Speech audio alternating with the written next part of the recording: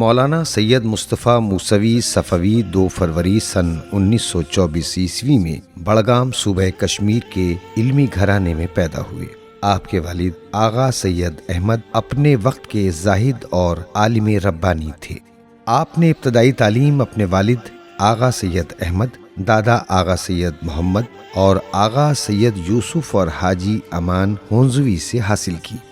موصوف اعلیٰ تعلیم کے حصول کی غرض سے عازم نجف اشرف ہوئے اور وہاں جید علماء کرام سے کسب فیض کیا۔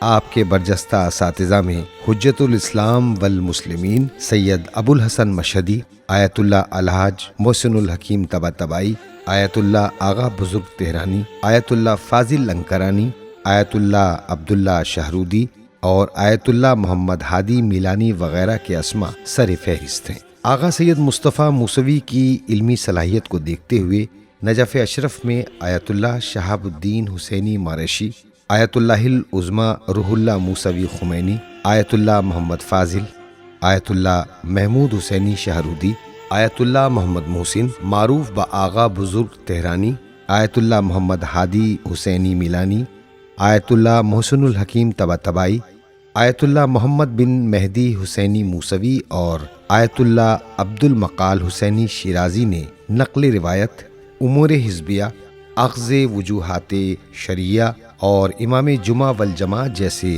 اجازات سے نوازا۔ آپ نجف اشرف میں تعلیم مکمل کرنے کے بعد اپنے وطن واپس آ گئے اور اپنے چچا علامہ سید یوسف موسوی کے ساتھ درس و تدریس اور تبلیغ دین میں مصروف ہو گئے۔ جامعہ باب العلم میں تدریس کے ساتھ انجمن شرعیہ شیعیان کے نائب صدر منتخب ہوئے اور مجلہ الارشاد کی مدیریت بھی آپ کے ذمے کر دی گئی۔ موصوف تمام تر مصروفیات کے باوجود مجلہ الارشاد کے لیے مضامین لکھتے رہے اور اپنے وظیفے کو بحسن خوبی انجام دیتے رہے۔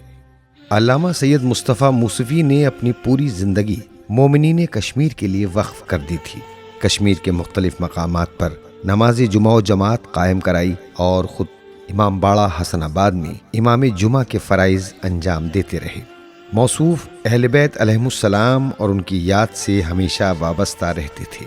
سال بھر محافل و مجالس کا سلسلہ رکھتے اور منتظمین کی سرپرستی فرماتے۔ ایام عزا کے جلوس ہائے عزا میں ساتھ ساتھ رہ کر رہبری کرتے، کبھی جلوس سے الگ نہیں ہوتے تھے۔ موصوف شرعی عدالت میں تمام مقدمات کی خود سنوائی فرماتے اور حقدار کو اس کا حق دلاتے۔ آپ نے لوگوں کے تقریباً 8000 مقدمات کو حل کیا، جس سے معاشرے کو انصاف ملا۔ جب آپ کے والد آغا سید احمد موسوی کی رحلت ہو گئی تو مومنین اپنی قدیم روایت پر عمل کرتے ہوئے موصوف کو فرزند ارشد ہونے کی حیثیت سے آغا سید احمد موسوی کا جانشین مقرر کر رہے تھے، لیکن اس عارف و زاہد نے علاقائی قدیم رسم اور منصب کو ٹھکرا کر اپنے علم اور زہد کا مظاہرہ کیا اور اپنے چچا آیت اللہ آغا سید یوسف موسوی کو اپنے والد کا ولایتی وارث قرار دیا۔ آغا سید یوسف موسوی نے اپنے بھتیجے آغا سید مصطفیٰ کی خواہش پر تمام ذمہ داریوں کو قبول فرمایا اور اپنے برادر بزرگ آغا سید احمد موسوی کے کاموں کو مزید جلا بخشی۔ اللہ نے آپ کو اولاد جیسی نعمت سے بھی نوازا، جو آغا سید حسن موسوی صفوی، آغا سید محمد حسین مصطفیٰ موسوی، آغا سید علی موسوی، آغا سید محسن موسوی، آغا سید عبدالحسین، آقا سید احمد اور آغا سید مہدی موسوی کے نام سے پہچانے گئے۔ مولانا سید مصطفیٰ نہایت متقی، قناعت پسند اور دنیا سے دور رہنے والے انسان تھے۔ موصوف کو مصائب و آلام نے گھیر لیا، مگر آپ نے کسی سے کوئی شکوہ نہیں کیا۔ آپ کی زندگی میں بڑے فرزند مولانا سید محمد حسین داغ مفارقت دے گئے۔ اس کے بعد دوسرے فرزند سید مہدی مجلس پڑھنے جا رہے تھے، راستے میں حادثے کی وجہ سے داعی اجل کو لبیک کہہ دیتے ہیں، مگر آپ مصیبت پر صبر اور دوسروں کو بھی مصائب سید الشہداء کے ذکر سے تسلی دیتے رہے۔ آخری عمر میں طبیعت ناساز ہو گئی، بہت سے امراض نے گھیر لیا، کشمیر سے لے کر دہلی تک علاج کرایا گیا، مگر اللہ سے ملاقات کا وقت آ گیا تھا۔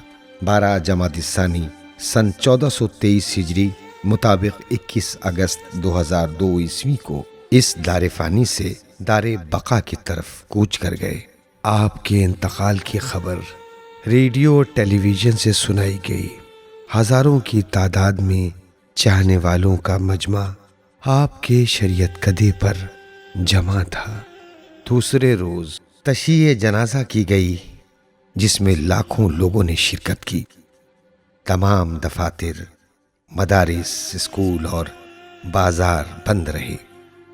نماز جنازہ مولانا آغا سید حسن موسوی نے پڑھائی اور موصوف کو ان کے آبائی مقبرے میں سپرد خاک کر دیا گیا۔